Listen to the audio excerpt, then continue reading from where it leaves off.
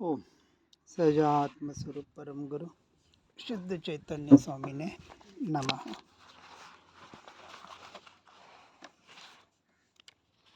हमने देखा जो पर्याय में अपनी शुद्ध आत्मा को देखता है उसकी पर्याय शुद्ध हो जाती है,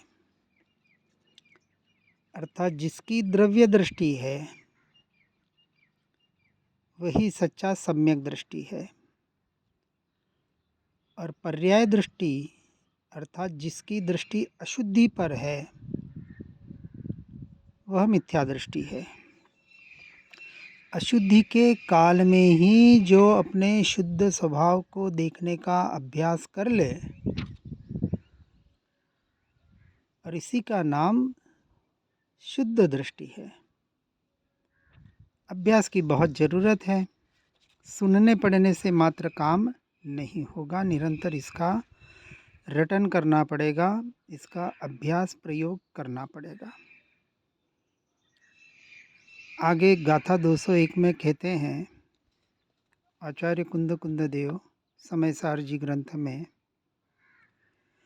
अणुमात्र भी रागादि का सद्भाव है जिस जीव को, वो सर्व आगम धर भले हो, जानता नहीं आत्म को। देखिए, यहाँ सम्यक दर्शन की अपेक्षा से और आगे के 5वें 6ठे गुणस्थानक की अपेक्षा से भूमिका के अनुसार समझना।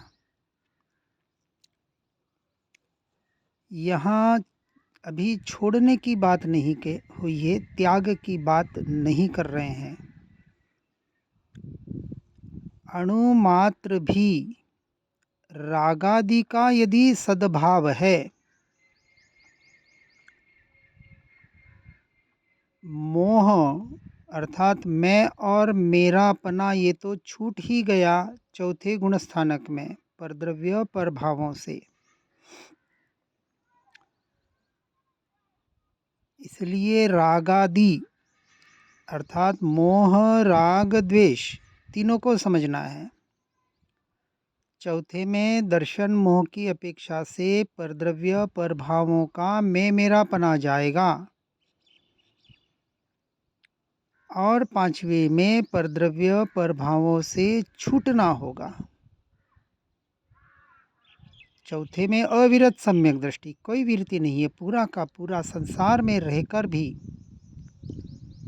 लेकिन ये बात समझना कि संसार में रहकर सम्यक दर्शन बहुत विरले, करोड़ों में एक आध जीव को होता है, पूर्व का यदि संस्कार हो तो।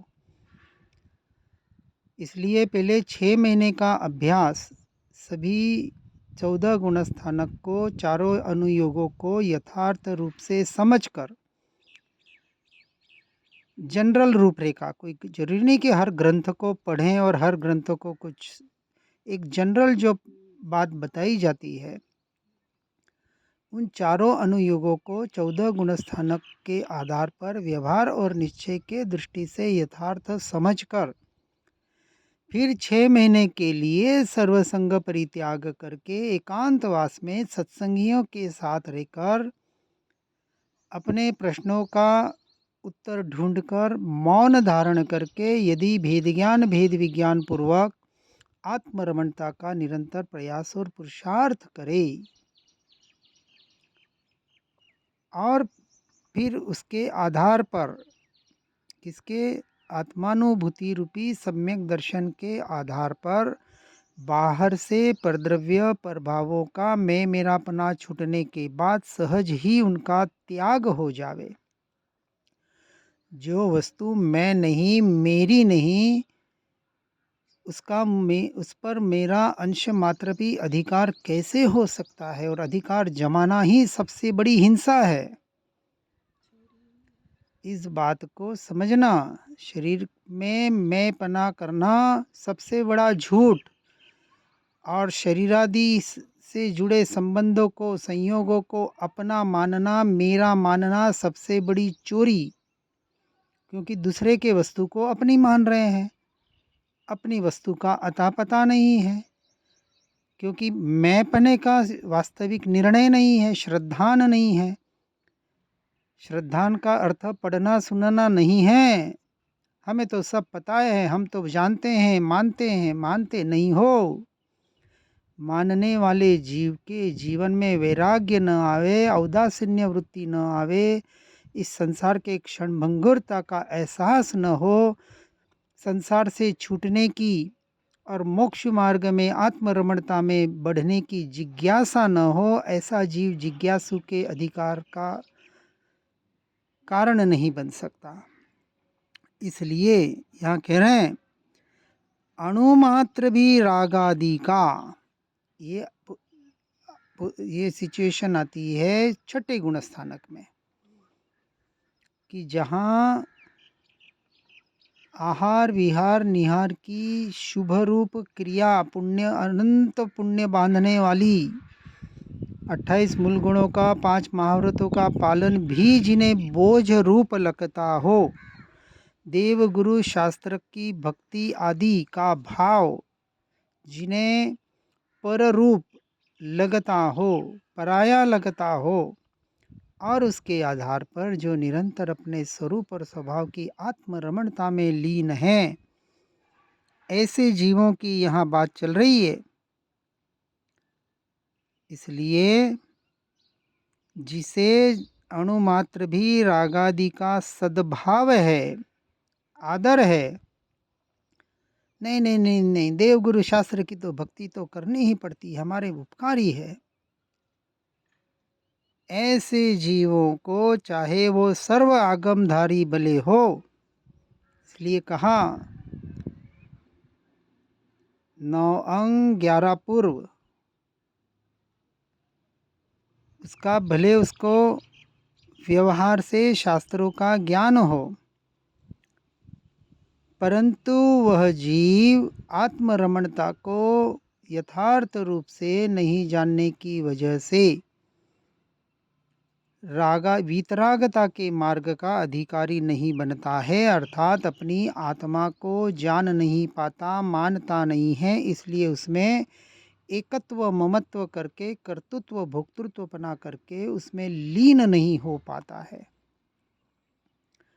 ध्यान के नाम पर भी कोई यंत्र मंत्र तंत्र, कोई सूत्र, कोई तीर्थंकर, किसी व्यक्ति विशेष या किसी पुद्गल की क्रिया में अपने आप को स्थिर करने का प्रयास करता है। व्यवहार ध्यान को और निश्चय ध्यान का यथार्थ जिसे समझ नहीं है, आत्मरमणता आत्मलीनता ही एकमात्र सच्चा ध्यान है।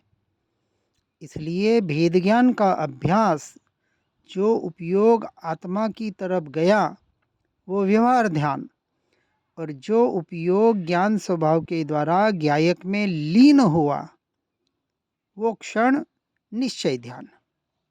इस तरह से ध्यान का अभ्यास करते करते जीव गुणस्थानक में आगे बढ़कर 7वें से लेके आगे 12वें तक की का श्रेणी मानकर उसमें केवल ज्ञान की प्राप्ति 13वें में करता है। आगे गाथा 202 में कहते हैं, नहीं जानता जो आत्म को अन आत्म भी नहीं जानता, वो क्यों ही हो यसु दृष्टि जो जीव अजीव को नहीं जानता। समझना बात को बराबर। आत्मा को यथार्थ रूप से जानने का अर्थ अनात्मा का निर्णय श्रद्धान। जो आत्मा आत्मा कर रहे, ज्ञान ज्ञान कर रहे, हमें तो हमारा उपयोग ज्ञान स्वभाव में ही रहता है, बहुत अच्छी बात है, परंतु क्या उसके साथ अनात्म का निर्णय हो गया कि आत्मा के अलावा, मेरे असंख्य प्रदेशों के अलावा, अनंत गुणों के अलावा एक परमाणु मात्र भी इस संसार में, इस सृष्टि में मैं और मेरा नहीं है। इसका नाम है तीव्र वैराग्य। और ऐसा जीव सुदृष्टि वाला कैसे हो सकता है, सम्यक दृष्टि कैसे हो सकता है? क्योंकि उसने अभी जीव अजीव को यथार्थ रूप से नहीं जाना। इसलिए नव तत्व में, अजीव तत्व में 6 के 6 द्रव्य लिए हैं, आत्मा को छोड़कर, निज आत्मा को छोड़कर। मेरे अलावा 6 के 6 द्रव्य, उनके परिणाम, उनकी क्रियाएं, इन सबसे मैं भिन्न हूँ, न्यारा हूँ, स्वतंत्र हूँ। ये तो पहली स्टेज। फिर थोड़ा गहराई में जाता है कि मुझसे उत्पन्न होने वाले ये रागादि भाव, विभाव, परभाव, यह भी मुझसे न्यारे हैं, अन्य हैं, मेरा स्वरूप नहीं, मेरा स्वभाव नहीं। अरे ये तो छोड़े, लेकिन जब मैं अपने स्वरूप की, स्वभाव की दृष्टि करके उसमें लीन होता हूँ और निराकुलता रूप आनंद की जो अनुभूति होती है, शांति की जो अनुभूति होती है, वहाँ भी जो उपयोग न ले जाए, उसे भी अपना न माने, क्योंकि अभी परमानेंट नहीं है, कुछ देर के लिए आई जाने वाली है। इसलिए गया वो मेरा नहीं और मेरा कभी जाता नहीं। ऐसे यथार्थ श्रद्धान से, दृढ़ निर्णय से, जो परद्रव्य पर भावों से दृष्टि हटाकर ये भी व्यवहार हट ही जाती है। किसके आश्रय से? निजात्मा के आश्रय से। ऐसे जीव ने इसलिए कहा, संसार के स्वरूप को और आत्मा के स्वरूप को, दोनों स्वरूप को यथार्थ समझना है। जे स्वरूप समझा बिना पामियो दुख अनंत। स्व के स्वरूप को तो समझ लिया, वो जीव भी मूढ़ है, क्योंकि उसने अभी तक पर के स्वरूप को यथार्थ रूप से नहीं समझा, श्रद्धा नहीं किया, पर से दृष्टि हटाने का प्रयास ही नहीं हो रहा है। सहज छूटना तो बहुत दूर की बात। विचार करें, स्वयं से स्वयं को विचार करना है, कोई बताने वाला नहीं है। स्वयं का निर्णय इस आधार पर करना है। और इसलिए गाथा 206 में कहते हैं कि जब तक परद्रव्य प्रभाव से दृष्टि नहीं हटेगी, तब तक अपने स्वरूप और स्वभाव में, अर्थात इसमें सदा रतिवंत बन, इसमें सदा संतुष्ट रहे। किसमें? अपने स्वरूप में, अपने स्वभाव में जो निरंतर रति करता है, एकत्व ममत्व करता है, उसी में संतुष्ट रहता है। बाहर जाना उसको रुचिकर नहीं लगता, और जाना हो जाए तो बोझा लगता है। इसलिए कहते हैं कि अपने स्वरूप और स्वभाव का रतिवंत और जब तक संतुष्ट नहीं बनेगा, और इससे ही बन तू तृप्त, उत्तम सौख्य हो जिससे तुझे। जब तक अपने स्वरूप स्वभाव का आश्रय लेकर उसमें ही तृप्ति नहीं मानेगा, अभी तो हम बाहर के इन संसार के भोगों में तृप्ति ढूंढ रहे हैं, संतोष ढूंढ रहे हैं, सुख ढूंढ रहे हैं, आनंद ढूंढ रहे हैं। सच्ची तृप्ति तो तभी होगी जब निज स्वभाव का परिपूर्ण घनपिंड त्रिकाली ध्रुव तत्व का आश्रय श्रद्धान पूर्वक होगा, और उसी में उत्तम सौख्य, अनंत सुख की प्राप्ति। स्वीकार करना पड़ेगा कि मैं स्वयं सुख स्वरूप भगवान आत्मा हूँ, मुझ में अनंत सुख पड़ा है, इसलिए मैं सुख चाहता हूँ। हर जीव सुख चाह रहा है। क्यों चाह रहा है? क्योंकि सुख उसका स्वभाव है, और हर जीव स्वभाव में रहना चाहता है, लेकिन दिशा गलत है। सुख है भीतर और ढूंढ रहा है बाहर। कैसे मिलेगा? अरे तीनों लोग, तीनों काल में, अनंत भव में नहीं मिल पाएगा। जहाँ है वहाँ ढूंढेगा तो क्षण भर में मिल जाएगा। अभी इसी वक्त हाजिर हजूर। विचार करें, श्रद्धान करें। आगे गाथा 209 में कहते हैं छेदाय या भेदाय को ले जाय नष्ट बनो भले, या अन्य को रीत जाय पर परिग्रह न मेरा है। अरे सम्यक दृष्टि किस प्रकार का चिंतन करता है, किस प्रकार उसका श्रद्धान होता है, इस गाथा के द्वारा बता रहे हैं। ये छेद जाए, भेद जाए, किसी से चिर जाए, टुकड़े टुकड़े हो जाए, किसके? इस पुद्गल रूपी शरीर के, वाघ सिंह के पेट में चला जाए, कोई ले जाए, नष्ट हो जाए, कुछ भी हो जाए, किसी भी रीत से चला जाए, पर यह परिग्रह 10 बाह्य परिग्रह और 14 अभ्यंतर परिग्रह सभी आ गए उसमें। इन 14 परिग्रह में एक अंश मात्र भी, अणु मात्र भी मैं और मेरा करने पना करने जैसा नहीं है, और सम्यक दृष्टि में उसमें उसको होता नहीं है। हमें है तो उसे छूटने का अभ्यास करना है।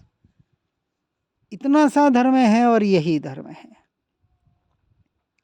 और इसके लिए जो भी मार्ग आपको अपनाना पड़े, जो क्रिया अपनानी पड़े, मार्ग आपका, लेकिन लक्ष्य तो यही हो, पर से छूटकर स्वद्रव्य स्वभाव का आश्रय जिस तरह से किया जाए, जिस मार्ग से, जिस रीति से किया जाए,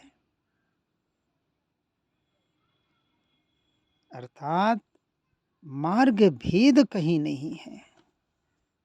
मार्ग अलग अलग हो सकते हैं, लक्ष्य एकमात्र आत्मरमणता, मोक्ष नहीं। आत्मरमणता पर्याय में मोक्ष दिलाएगा, मोक्ष की चाह नहीं, आत्मरमणता की, व्यवहार की अपेक्षा से चाह करें, इच्छा करें कि अब अनंत काल के लिए मैं अपने स्वरूप और स्वभाव में कैसे लीन हो सकता हूँ, इसका ही यथार्थ पुरुषार्थ करना है। इसलिए कहा, क्या कह रहे हैं गाथा 210 में, अनिच्छक कहा अपरिग्रही, नहीं पुण्य इच्छा ज्ञानी के, इससे न परिग्रही पुण्य का वो, पुण्य का ज्ञायक रहे। वापस वही बात दोहरा रहे, पाप को तो सारी दुनिया पाप मानती है, लेकिन पुण्य को भी निश्चय की अपेक्षा से, मोक्ष की अपेक्षा से जो पाप की श्रेणी में रख दे, पर के श्रेणी में रख दे, हेय रूप माने 100%। ऊपर बता दिया ना, अंश मात्र भी रागादि के भाव, अंश मात्र भी विभाव रूप है, सद्भाव नहीं है, आत्मरमणता की ओर ले जाने वाला नहीं है। इसलिए अपरिग्रही किसे कहा? मूर्छा ही परिग्रह कहते हैं आचार्य उमा स्वामी तत्वार्थ सूत्र में। मूर्छा अर्थात आसक्ति, मैं और मेरापना, कुछ पाने की, कुछ बनने की इच्छा, आशा, अपेक्षा, परद्रव्य, परभावों से जब तक है, तब तक वह जीव मोक्ष मार्ग का अधिकारी नहीं है। तो पुण्य की इच्छा ज्ञानी जन कैसे करें? उसे हेय मानेंगे, सबसे बड़ा खतरनाक पाप से भी, क्योंकि कहीं ना कहीं पुण्य करने जैसा लगता है, इतना तो करना चाहिए, इतना तो हो रहा है ना, देखो मुनि बनने के भाव तो आ रहे हैं ना, आत्मा में जाने के भाव तो आ रहे हैं ना। अरे भाव आना और आत्मा की ओर जाना जमीन आसमान का फर्क है। हमें तो बहुत अच्छे भाव होते हैं, ऐसे बार बार भाव होते हैं, आत्मा के सिवा कुछ नहीं चाहिए। अरे जिसे कुछ नहीं चाहिए वो संसार में रहेगा क्या? विचार करें, स्वयं को न ठगें। अनादि से जीव स्वयं से स्वयं को ही तो ठगता आ रहा है। इस संसार रूपी ठगों से, सारे ठग हैं, तुम्हें मोक्ष मार्ग में नहीं जाने देंगे, और जाओगे तो खींचेंगे। कहाँ जा रहे हो? घर में रह के करो ना। और हम जो है वापस उस मोह माया में ऐसे फंस जाते हैं। क्या करें, बेटा करता है, पति कहता है, पत्नी कहती है, माता पिता ऐसा कहते हैं, समाज क्या कहेगा, परिवार क्या कहेंगे। अरे क्या कहेंगे क्या कहेंगे, मोही जनों के शब्दों पर भरोसा है। वो कहते हैं तो मानते हैं, और हमारे वितरागी परमात्मा जो कह रहे हैं, हमारे भावलिंगी मुनि जो राज जो कह रहे हैं, विचार करें। और पुण्य से भी, पाप से तो छूटना ही है, पुण्य से भी छूटकर एकमात्र स्वरूप और स्वभाव के आधार पर इस मनुष्य जन्म को सफल बनाने का प्रयास और पुरुषार्थ करें। इसी भावना के साथ ओम नमः सिद्धम। जिन वाणी के ज्ञान से हो सम्यक श्रद्धान, हो चारित्र महानुर पाऊँ पद निर्वाण। निज निधि निज में बताई, यह अनंत उपकार है। इसके लिए जिन वाणी माँ को वंदना शतवार है।